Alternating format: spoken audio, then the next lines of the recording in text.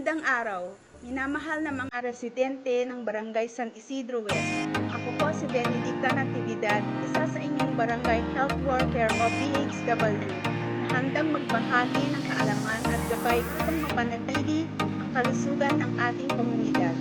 Ayon sa mga eksperto sa kalusugan, ang kalinisan ay hindi lamang para sa pansariling kapakanan, kundi isang mahalagang responsibilidad upang maprotektahan ang kalusugan ng buong pamayanan. Sa simpleng pananalita, kalusugan ng bawat isa ay konektado sa kalagayan ng ating kapaligiran. Kaugnay nito, ang ating tatalakayin ngayong araw ng temang Be Clean, Live Sustainably. Isang paalala na ang wastong kalinisan ng responsableng pamumuhay ay mahalagang hakbang tungo sa isang ligtas, malusog at makilat na komunidad. Layunin ng tatalakayan ito na mapalawak ang ating kaalaman tungkol sa mga sakit na dulot ng maruming kapaligiran tulad ng kontaminadong tubig, parasites, maruming hangin at kakulangan sa tamang personal hygiene upang sama-sama nating maiwasan ang mga ito. Ano nga ba ang ibig sabihin ng Be Clean, Live Sustainably? Ito ay tumutukoy sa isang uri ng pamumuhay na nagbibigay halaga sa kalinisan ng sarili, tahanan at kapaligiran. Kasabayan ng responsable paggamit ng mga likas na yaman. Hindi lamang ito simpleng paglilinis, kundi isang disiplina na naglalayong pag-iwasan ang pagkalat ng sakit at mapanatili ang kalusugan ng komunidad. Pag malinis ang ating kapaligiran at maayos ang ating personal hygiene, nababawasan ang panganib ng pagkakaroon ng iba't ibang karamdaman. Mahalaga rin maunawaan na maraming sakit ang nagmumula sa mga microorganismo tulad ng bakterya, virus at parasites na matatagpuan sa maruming tubig, hangin, lupa at nakalimutan. Ang waterborne diseases ay mga sakit na natutulong mula sa pag-inom o paggamit ng maruming o kontaminadong tubig na may dalang bakterya, virus o parasites. Isa sa mga karaniwang halimbawa nito ay hindi agad na gamot. Maaaring itong magresulta ng dehydration, pangihina at malnutrition, lalo na sa mga bata. Bukod dito, karaniwan din ang infection mula sa health o mga bulate. Ang mga ito ay pumapasok sa katawan sa pamamagitan ng kontaminadong lupa, pagkain o tubig. Ang taong may bulate sa katawan ay maaaring makaranas ng pananakit ng tiyan, pagbaba ng timbang, mabagal na paglaki, at kakulangan ng nutrition. Mayroon din ibang parasites na nagdudulot ng matinding pangangati ng balat at infection.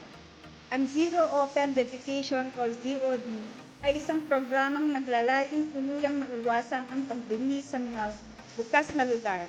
Ayon sa Department of Health o DOH, mahalagang magkaroon ang bawat tahanan ng sariling kalituran at maayos na sistema ng sanitation upang maiwasan ang pagkalat ng sakit, lalo na ang diarrhea at iba pang infection.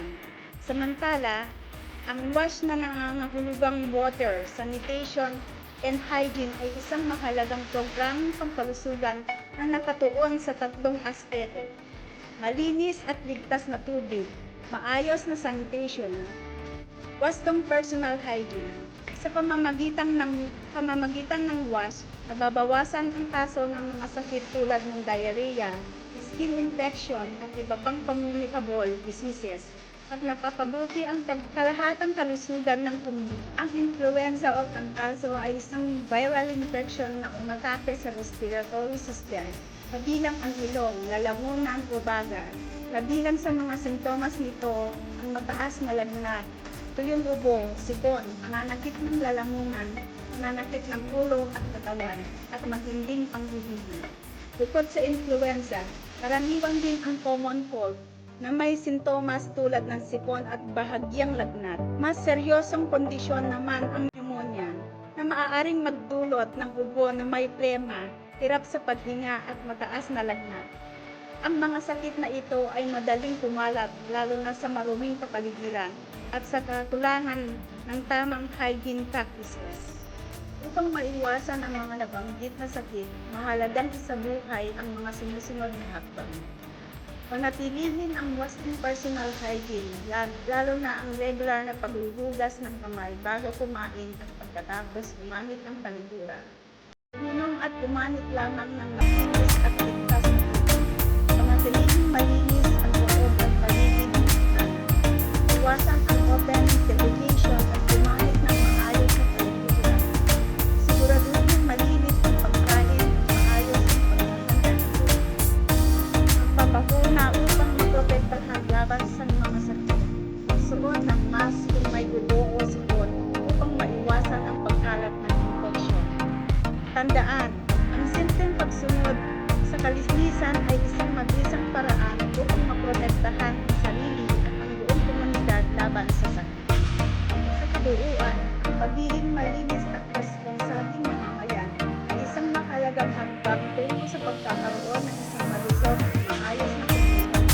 Kaya naman, mga kabarangay, lagi natin sa isip at sa buhay ang ating tema, clean, live sustainably para sa ating kalusugan at kinabukasan.